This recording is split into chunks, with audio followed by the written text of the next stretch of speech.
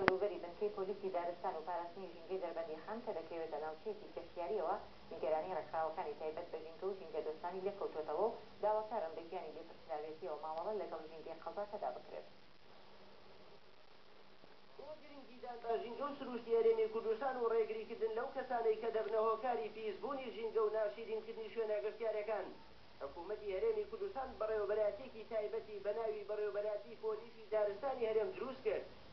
کارکی پاراستنی سروشت و ژینگەی هەرێمی کوردستانی لە ئاستۆ کرد.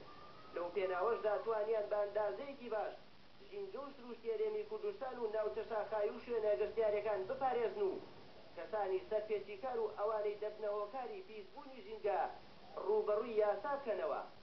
بەڵام ئەوەی لەم دیمەنە ناوازەدا دەبینرێت پیسبوونی ژینگەی دەوروبەری پۆلیسی دارستان و پاراستنی ژینگەی دەربەندیخانە لە یەکێک لە شوێنە گەشتیارەکان لەلایەن خودی خۆیانەوە و پابەندی ڕێنمایە گەشتیارەکان و پاراستنی ژینگەی ناوچەکە نابن. ئەمەش نیگەرانی لای ڕێکخراوەکانی تایبەت بە ژینگە و ژینگە دۆستان و دانیشتوانی شارەکەی لێکەوتۆتەوە و تەرسان ماون.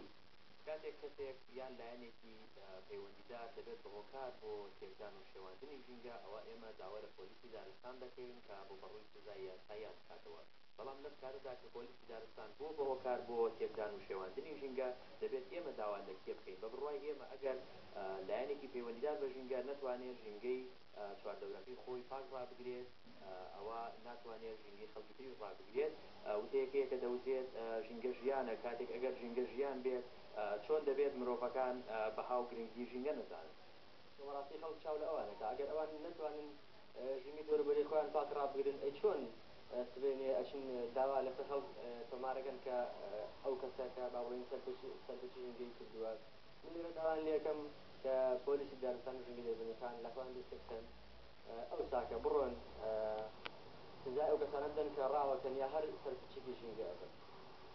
پیسبوونی ئەو شوێنە گەشتیارێ لە کاتێکدا کە پەیمانگای تەکنیکی دەربەندیخان و ڕێکخراوی کۆمەڵی کوردستانێکی سەوز و ڕێکخراوی ئازادی لاوانی کوردستان وەک ئەرکێکی نیشتیمانی و دەربڕینی خۆشەویستی بۆ خاک هەڵمەتی فراوانی پاکردنەوەی شوێنە گەشتیارەکانی سنووری قەزای دەربەندیخانیان ئەنجام داوە و چالاکی ژینگەیش لە سنوورەکەدا لە فراوانبووندایە. سەلام ڕۆ و گەلی کوردستان دەربەندیخان.